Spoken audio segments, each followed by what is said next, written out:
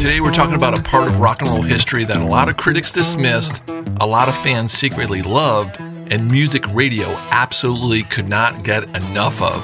If you're a fan of Journey, Boston, Heart, Styx, Pat Benatar, Foreigner, Toto, Bryan Adams, that 1976 through 1986 time period, this one is for you.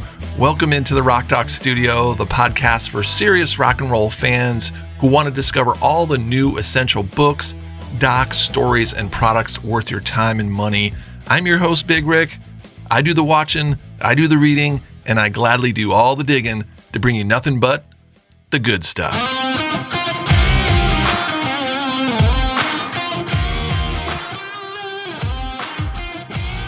This is rock history that critics love to mock, fans loved more than they admitted, and radio played like there was no tomorrow. I'm talking about AOR, album-oriented rock, and all those massive arena-sized songs that basically lived on FM radio from the late 1970s into the mid-1980s.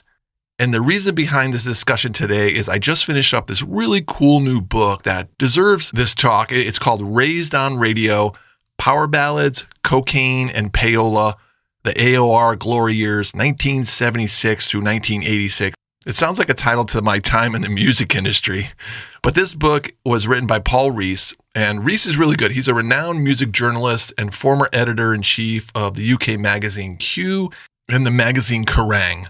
So you're in good hands here with Paul Rees. He does a really good job. The subtitle pretty much tells you what kind of ride this book is going to be. Power Ballads, Cocaine, Payola, stadium tours, big choruses, big egos, and a whole era of rock music that was absolutely everywhere, even if the critics wanted to pretend it didn't matter. And that's what really makes this book interesting, because AOR always had this strange place in rock and roll history. It was massively popular. These bands sold millions of albums. This is probably the most lucrative time in the music industry as far as album sales. They packed arenas, and these songs became soundtracks to people's lives. But at the same time, a lot of rock critics treated the whole thing like it was corporate. It was too polished, soulless, and they claimed it was terminally uncool. Punk was cool. New wave was cool. The underground scene was cool. But you got to think about this. We're coming off the 60s and the early 70s, peak rock and roll time. And another thing, recording equipment was changing also. So you've got new electronic instruments being introduced, and you could do things that you could never do before. And to me, looking back and going through it with this book, which really did a great job of pointing this out, it was the most logical progression of how to take rock and roll to the next level. And that's what they were doing. And there was one other thing, the money. Cocaine was rampant, band fights were common, egos were out of control, and the money was flying around, the constant pressure to deliver the next great hit and the next great anthem and the next great power ballad and the next song that could dominate radio. And what this book shows you by going into detail is how important that was to these bands at that time, and the record labels, of course, and the producers. That three-headed monster was focused on one thing and one thing only, and that was getting that radio hit. And Paul Rees, the author here, presents this as an oral history, which means the story is being told through the voices of people who were there. So you've got the artists, which play a huge part in this. You got the managers, producers, industry insiders, and the people who helped shape this sound. But it really leans heavily on the musicians. And I want to stress that most of the names I mentioned participating in this are involved. I learned a ton about Steve Perry of Journey from this. I learned a lot about Tom Scholz of Boston, some really great insider stuff on Foreigner and Def Leppard. If you're a fan of this period of time of these bands, this is a really cool insight from them themselves and from the people around the bands at that time.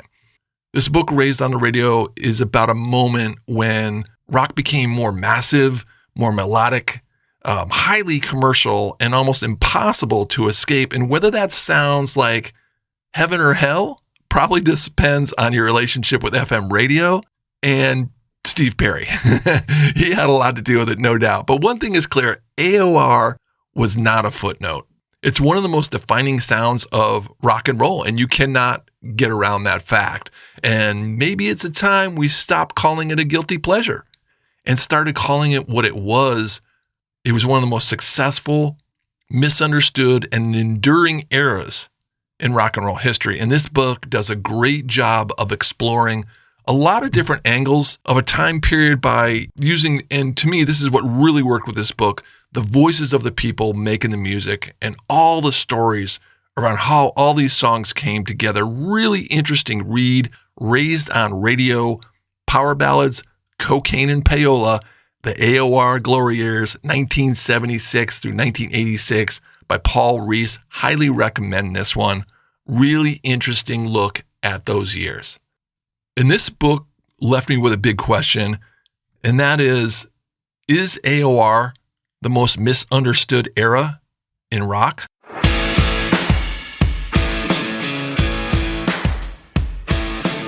Let's jump right into that because I've got a lot to say about this one. But first, I want to start with a confession. And I'm slightly embarrassed to say this, but I was a big REO Speedwagon fan growing up. Full-on, high-fidelity album. I Can't Fight This Feeling. I saw them 3 times live. I was a fan. All right, now that I've permanently damaged my rock and roll cred, I also want to say I was a fan of most of, if not all these bands that made up this AOR period, the 1976 through 1986 time period. It was when I was growing up, and these were big songs and big moments, and I enjoyed it a lot during that time.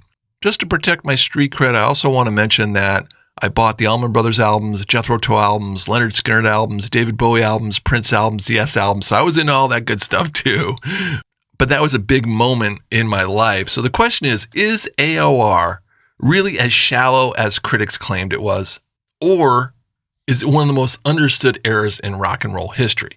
Journey, Boston, Foreigner, Toto, REO Speedwagon, Styx, these bands sold millions of records, packed arenas, and wrote songs that are still in people's lives, in people's cars, in people's weddings, and embedded in people's memories.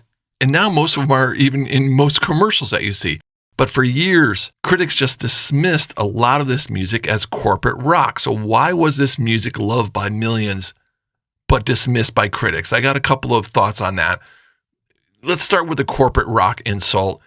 AOR was often criticized as polished and safe and commercial and too radio friendly. And I get it, especially when you look back on it, and especially because it came after one of rock's renaissance periods, that 60s through mid 70s high point. So where do you go from there? But I think the fans heard something that the critics ignored. Critics might have heard slick production and big choruses, but fans heard escape, ambition, loneliness, hope, heartbreak. That emotional connection is why these songs lasted. And here's what I think is missed and maybe not looked at enough when talking about AOR, the musicianship. The musicianship was not lightweight. There were players here. Bands like Toto, Boston, Journey, Heart were filled with serious players and singers and producers and songwriters. Steve Lukather of Toto played on a ton of big records at that time. Tom Scholz of Boston created a new guitar sound. And Steve Perry, I mean, come on. To me, the greatest voice in rock and roll, Steve Perry. You can't top that. So was AOR really actually just soulless corporate rock? Or was it one of the last great eras of big, emotionally, expertly crafted, mainstream, yes, I'll give you that, rock and roll?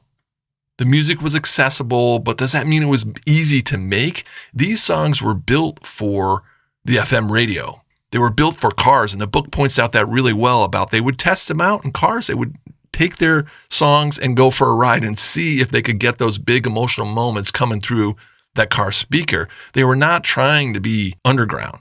They were trying to reach everybody. They were making a hit single, and that was not a bad thing to do. It was more like a challenge. How can my band or my song be better than that song I'm hearing on the radio? And now here's where it kind of went sideways to me.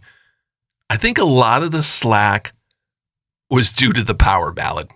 Yeah, the good old power ballad. That changed everything. Everybody had one, everybody had to have one, and everyone was trying to make one. And AOR helped create this template for this emotional rock anthem. These huge vocals, dramatic builds, these guitar solos and lyrics that could feel personal, especially in a stadium. And there was definitely a lot of cringy moments there.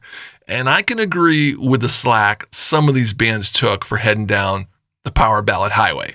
It got out of control. But really, why has this music lasted? These songs are streaming. They're nostalgic. They're in movies. They're in TV a ton. My show is about rock and roll history and culture.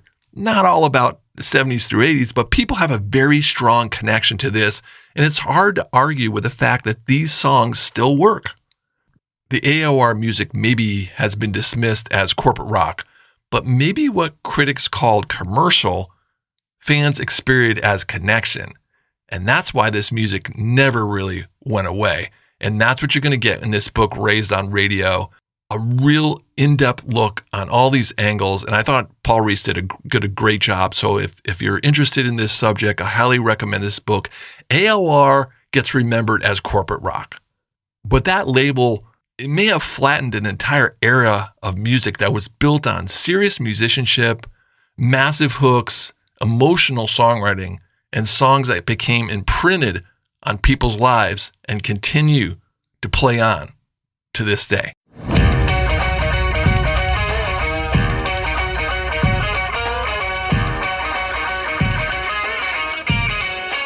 Time to tear it down, pack it up, and head on down the road this week on the Rock Talk Studio. Thanks, everybody.